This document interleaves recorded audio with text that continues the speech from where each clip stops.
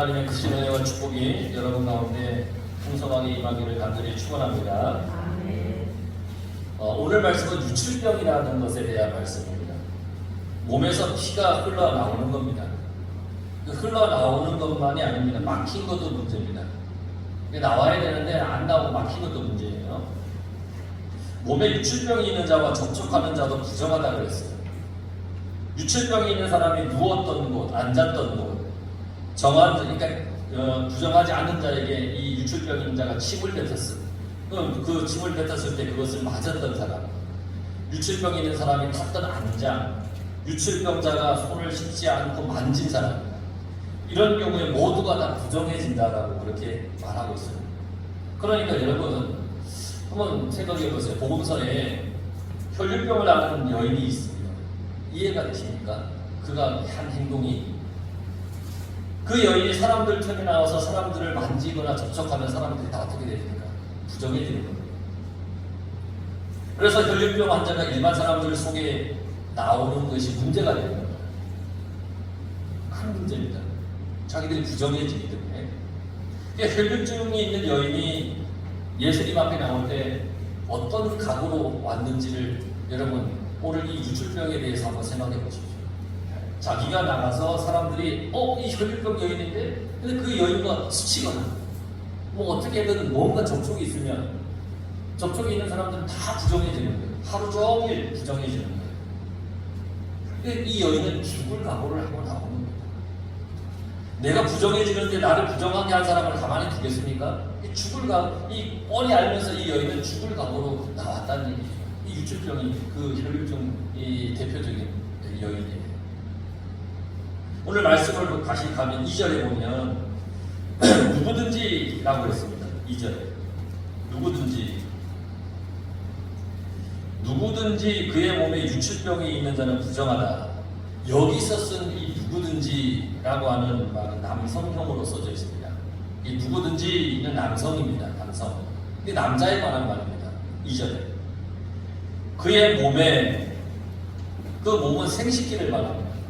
그러니까 유출은 뭐냐면 피, 고름, 이걸 얘기합니다. 그러니까 2절에서 말하는 이 유출병은 뭔지 아십니까? 성병입니다. 그걸 얘기하는 겁니다. 그러니까 왜 이런 말씀을 하나님이 하셨을까? 남성형, 남자를 써서 너 성병 걸리면 너 부정한 거야? 라고 했단 말이죠. 왜 그러셨을까요? 남자들의 성병에 관해서 왜 말씀하셨을까? 이건 당시 종교의 관습을 우리가 생각해보면 알 수 있어요. 당시에 하나님을 믿지 않는 이방 종교에는 이 종교적인 관습이 있어요. 남창들이 많았어요. 남창들. 또 성적인 우상을 숭배하는 것들이 너무너무 많았습니다. 대표적인 게 바알과 아세라입니다. 여러분 자세히는 몰라도 많이 들어봤잖아요. 성경에서 바알과 아세라. 당시에 우상 숭배는요, 이 난잡한 성행위가 있었어요. 우상 숭배 속에. 그들 종교 안에 그런 것이 있었다는 거예요. 그 우상의 신전들, 우상을 섬기는 신전이 있어요. 그 신전이 있는 그 뒤에는 항상 어느 정도의 크게 방이 있었어요. 그것은 뭐 하는 것이냐? 거기에 이제 그 이방 종교의 제사장과 남성들이 거기서 문란한 행위들을 하는 거예요. 그렇다면 이제 그 시대에 이제 그런 종교적인 관습이 있잖아요. 이방 종교에. 이스라엘 백성 중에서 남자가 이제 성병에 걸렸어요. 그게 뭘 의미하겠습니까? 성적인 타락에 빠진 거예요. 어디 가서요? 이방 종교에 가서. 이방 종교에 기웃기웃 가서 거기서 이게 뭐지? 이리 와, 괜찮아, 이리 와. 할렐레 하고 가는 거예요. 그리고 거기서 이렇게 보니까 한 번도 경험해보지 못한 희한한 것들을 하거든요. 그러니까 가서 성병이 걸려. 그러니까 이 성적 타락은 이 시대의 신앙과 연관이 있는 거예요. 신앙. 하나님만 예배 드려야 되잖아요. 하나님만 섬겨야 되잖아요. 근데 이방 신전에 가서 그렇게 병이 걸려오는 거예요. 그러니까 하나님께서 몸에 유출병을 말씀하시는 그 근본적인 이유가 뭐냐면 신앙의 정결입니다. 오늘 말씀은 신앙의 정결을 우리에게 말씀하십니다. 당시 타락한 종교를 접하면 병이 드는 겁니다. 신앙의 정결을 지키면 몸도 영혼도 병이 들지 않습니다. 여러분들이 신앙의 정결을 지키면 여러분들의 영혼도 몸도 병들지 않는다는 겁니다. 우리가 하나님의 말씀을 잘 듣고 행하면 우리의 몸도 마음도 영혼도 건강해집니다. 말씀을 잘 듣는. 아까 오전에 말씀드렸지만 왼쪽에 있는 이 염소 자리에 있는 사람들은 어떻게 했어요? 하나님 말씀을 잘 듣고 그들을 잘 행했습니까? 아니잖아요. 자기를 드러내고 싶었고 나타내고 싶었고 자랑하고 싶었고. 여러분, 세상이 던져주는 것에 눈을 돌리면 그때부터 우리는 하나님이 보이지 않습니다. 세상이 던져주는 것이 우리의 눈을 가리게 됩니다. 가나안에 들어가서 사는 그때의 그 시대나 지금의 시대나 마찬가지예요. 타락한 성문화로 인해서 생활도 신앙도 곤란해집니다. 세상의 타락한 문화는 우리의 영을 흐리게 해서 하나님을 보지 못하게 합니다. 특히 광야의 생활을 하던 이스라엘 백성들이 가나안에 들어가면 가나안은 이미 타락한 문화입니다. 왜 하나님이 가나안을 정복하게 하셨을까요? 혹은 그래요, 사람들이. 아니, 멀쩡한 가나안을 하나님이 왜 자비하신 하나님이 무지하게 가나안을 다 벌하게 하셨을까요? 이스라엘을 하여금. 가나안을 하나님이 점령하게 하신 이유는 가나안은 그때까지 죄와 타락함이 가득가득 찼기 때문입니다. 그래서 하나님이 이스라엘로 하여금 가나안을 점령하고 차지하게 하신 겁니다. 죄가 있는 그 땅을 벌하기 위해서. 그런데 오히려 이스라엘 백성들이 가나안에 들어가서 타락한 가나안 문화에 자기들이 흔들립니다. 그래서 하나님께서 그 문화에 섞이지 마라.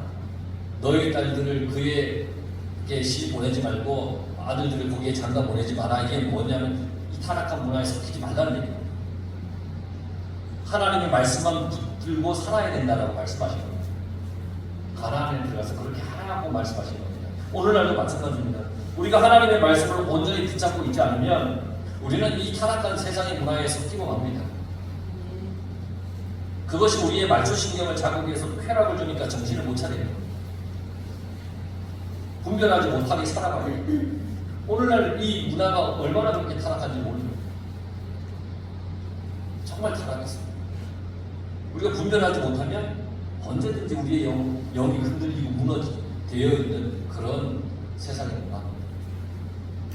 하나님께서 우리에게 항상 말씀하시면서 원하시는 것은 뭐냐면 정결함입니다. 정결함. 신앙의 정결함, 삶의 정결함. 여러분, 우리가 지난번 나병에 대해서도 봤잖아요. 나병. 이 전염병이라고 그랬잖아요. 변형된 거. 몸의 전염병은 스스로의 육신을 정결하게 하지 않았기 때문에 생기는 것이죠. 옷의 나병은 그 옷을 잘 관리하지 않아서 옷에 곰팡이가 피고 옷이 못 쓰게 되는 거잖아요. 집의 나병도 집을 정결하게 관리하지 못하니까 그렇게 되어버리는 거잖아요. 그래서 하나님께서는 우리에게 모든 것을 정결하게 만들어야 한다. 그렇게 말씀하시는 겁니다. 작은 것 하나까지도 정결해야 한다는 겁니다. 작은 것이라고 소홀히 했다가 급기야 모든 것을 다 헐어버리는 경우도 생기지 않겠습니까? 신앙과 마찬가지입니다. 신앙이 정결해야 됩니다. 신앙의 정결은 하나님의 말씀을 순종하는 것이죠. 하나님의 말씀에 순종이 없으면 우리의 신앙은 무너집니다. 그러니 여러분, 우리는 말씀을 듣고 순종하며 살아야 됩니다. 하나님 없는 신앙생활을 하면 안 됩니다. 내가 주인이 되는 신앙생활을 해서도 안 됩니다. 이게 가장 무서운 신앙의 변질입니다. 오직 하나님 중심, 하나님 말씀에 순종하는 그러한 믿음 생활을 해 나가시기 바랍니다. 유출병은 흘러나오는 것만 문제가 아니라 그랬어요. 3절에 보면 흘러나오든지 그의 몸에 흘러나오는 것이 막혔든지. 막혔다고 하는 것은 뭐냐면 땀이나 소변이나 대변이 막혔다는 얘기입니다. 그게 막힌 겁니다. 이게 막히면 병이 됩니다. 흘러야 될 땀이 안 나오고 소변을 못 보고 대변을 못 보면 그게 병이 됩니다. 막힌 겁니다. 우리 몸에 유출되지 말아야 할 것도 있지만 유출돼야 하는 것도 있습니다. 근데 이런 것들이 막히면 병이 되는 거예요.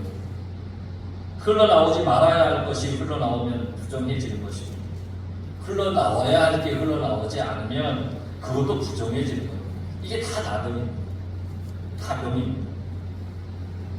4절에서 12절에 보면 침상, 앉았던 자리, 몸, 침 뱉는 것, 안장, 만지는 것, 이거 다 부정한 겁니다. 이런 것에 접촉하기만 해도 그 사람이 부정해진다고 했습니다. 그렇다면 이 부정함은 전염이 되는 겁니다. 그렇죠? 접촉하면 부정해지니까 다 전염이 되는 겁니다. 영적으로도 그렇습니다. 여러분, 늘 부정적인 사람, 늘 부정적인 말을 하는 사람, 교회에 대해서, 목회자에 대해서, 서로 성도에 대해서 늘 부정적인 말을 하는 사람, 이런 사람과 가까이 하면 나도 그렇게 됩니다. 나도 그렇게 됩니다. 지난번에 한번 말씀드렸나요? 늘 제가 아내한테 혼나는 부분이 겁니다. 그러지 말라는 겁니다. 이 부정적인 말을 하면 그렇게 된다는 겁니다. 반면에 우리의 거룩함도 전염이 됩니다. 내가 영적으로 올바른 신앙생활을 하면 누군가 나의 모습을 보면서 배웁니다. 내가 빛과 소금으로 살면 나의 삶은 거룩한 전염이 되는 겁니다. 우리는 그리스도인으로서 거룩한 전염을 퍼뜨려야 됩니다. 유출은 속에서 나오는 겁니다. 속에서 나오지 말아야 할 것이 나오면 병입니다. 우리의 삶도 그렇습니다. 나오지 말아야 할 것이 나오면 그것으로 내가 병이 되는 겁니다. 부정이 나오면, 부정적인 말이 나오면 나도 병이 되는 겁니다. 그래서 신앙의 속은 사실 드러나지 않잖아요. 보이지 않잖아요. 하지만 신앙의 우리의 모습, 그것은 우리의 속에 있는 것이 나오는 겁니다. 보여지는 겁니다. 그러니까 우리가 늘 정결해야 합니다. 교회에서 그런 모습들이 많죠. 평소에는 드러나지 않다가 어느 날 갑자기 부정함이 막 드러나는 경우가 있어요. 그래서 우리는 늘 신앙의 정결을 위해서 애쓰고 또 노력을 해야 됩니다. 늘 나를 치고 나를 다스리고 내가 정결할 수 있도록 애써야 됩니다. 13절에 유출병이 있던 사람이 깨끗해지면 정결하게 되기 위해서 7일을 기다렸다가 옷을 빨고 흐르는 물에 몸을 씻어야 된다고 했습니다. 그리고 8일째 하나님 앞에 속죄와 번제를 드렸습니다. 7일을 기다려야 돼요. 깨끗해졌다고 하나님 앞에 바로 나갈 수 없어요. 기다려야 돼요. 그만큼 부정을 멀리 해야 한다는 얘기입니다. 내가 부정해지면 깨끗해져도 7일을 기다려야 돼요. 나병 환자가 정하게 됐을 때 부정하게 돼 나병이 걸리면 진영 밖에 쫓겨나잖아요. 쫓겨나서 깨끗해지면 어떻게 돼요? 진영 안에 들어와요. 그 진영 안에 들어왔다고 해서 자기 집 장막에 바로 들어간다고 했습니까? 안에 7일 동안 장막 밖에 있어야 돼요. 그리고 깨끗해졌어도 7일 동안 장막 밖에 있으면서 앞으로 그러지 말아야지, 앞으로 그러지 말아야지, 스스로를 돌아보고 또 돌아보는 거예요. 그리고 8일째 하나님께 속죄제를 드리고 속건제를 드리고 그리고 온전히 자기 장막에 들어갈 수 있게 되었다. 그러니 하나님 앞에 항상 우리는 정결하게 살아야 된다는 것을 잊지 마시기 바랍니다. 16절에 보면 설정한 자라고, 이 설정은 남자의 정액입니다. 예, 남자가 밤에 잠을 자다가 정액이 흘러나올 수 있잖아요. 그런데 그건 내가 스스로 막을 수 있어요? 못 막아요. 못 막아요. 어떻게 스스로 막아요? 그래서 제사장은 하나님께 나가기 전날 밤에는 잠을 자지 않았다. 혹 자기가 자기 몸에서 정액이 나온다. 내가 하나님의 이 전에 나가야 될 순서가 있을 때는 밤에 잠을 안 잤다는 거예요. 혹시 모를 몽정을 할까봐 안 나가는 거예요. 안 자는 거예요. 이렇게까지 하나님께 최선을 다하는 모습을 보였다는 거예요. 18절을 보세요. 남녀가 동침하여 설정하였거든. 이것도 부정하다는 거예요. 그럼 남녀 관계가 다 부정하다는 얘기냐? 그런 뜻이 아니에요. 항상 그렇다는 것이 아니에요. 이 말은 무슨 얘기냐면 하나님 앞에 나가기 전에 그렇다는 거예요. 그 제의적인 정결을 말하는 거예요. 하나님 앞에 나갈 때 이렇게까지 정결을 요구했다는 거예요. 하나님 앞에 나올 때는 세상의 그 어떤 모습도 다 버리고 오직 하나님께만 집중하는 거예요. 그러라는 거예요. 그러라는 거예요. 지금 여러분 어떤 모습으로 주님 앞에 나왔습니까? 말씀을 들으면서 혹 다른 생각을 하지 않습니까? 뭐 세상적인 아니면 내가 미처 못 끝낸 일들을 생각하지 않습니까? 혹시? 예배를 드리면서 하나님을 생각하기보다 다른 생각을 혹시나 하고 있지 않나? 교회에 나오기 위해서 내가 오늘 어떻게 준비했지? 한번 되돌아보세요.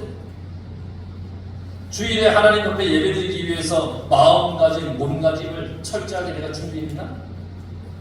아니면 허겁지겁 뭐 하나 말고 아이고 시간이 벌써 이러면서 허겁지겁 왔나? 내가 하나님께 예배드려야 하는 하나님의 자녀라는 걸 항상 우리는 기억해야 합니다. 그래서 교회에 올 때는 늘 준비하여서 준비된 모습으로 기쁨으로 오는 겁니다. 하나님께 예배드릴 마음의 준비, 몸의 단장을 항상 기쁨으로 준비하는 겁니다. 그래서 하나님 앞에 예배드리는 것을 쉽게 여기지 않는 겁니다. 그래서 뭐 지난번도 얘기 드린 적 있지만 학창시절 때 뭔가 크게 잘못하면 꼭 주일 아침에 말씀드렸습니다. 부모님께. 그러면 화내지도 않았습니다. 야단도 안 맞았습니다. 왜냐하면 주일날 예배를 드려야 되는데 아마 이 말씀을 하셨는가.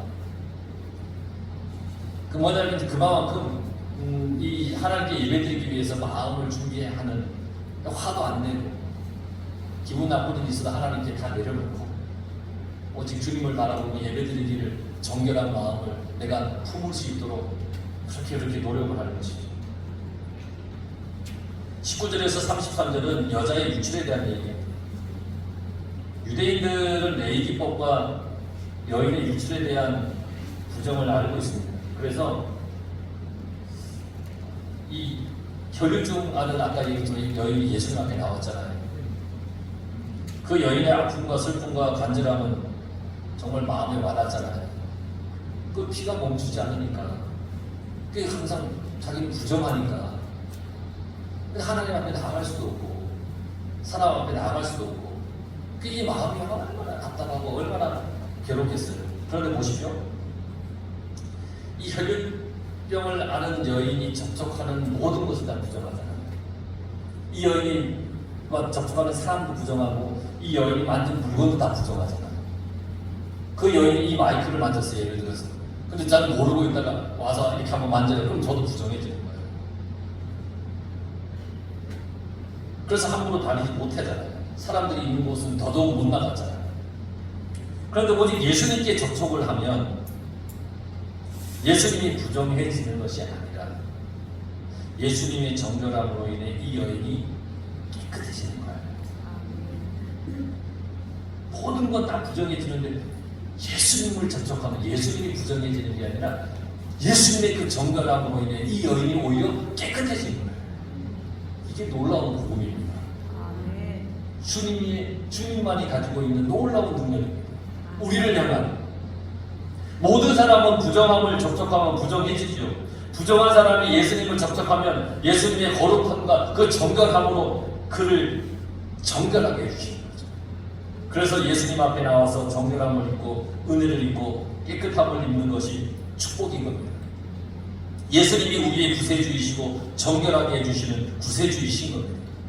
그래서 우리는 주님 앞에 나오는 겁니다. 내가 부정해도, 내가 타락해도, 내가 죄가 많아도 주님 앞에 나오면 내 부정과 타락과 죄가 주님을 더럽히게 하는 게 아니라 오히려 주님의 정결함으로 내가 깨끗함을 받습니다. 유출병에 걸린 부정한 사람이라 할지라도 예수님께 접촉하면 정결해집니다. 우리의 죄가 아무리 크고 많아도 예수님의 십자가의 보혈을 믿으면 우리의 죄는 다 용서함을 받습니다. 우리가 우리의 죄가 씻김 받을 수 있는 오직 한 가지 길, 예수님의 십자가밖에 없습니다. 예수님의 십자가를 믿고 고백하시기 바랍니다.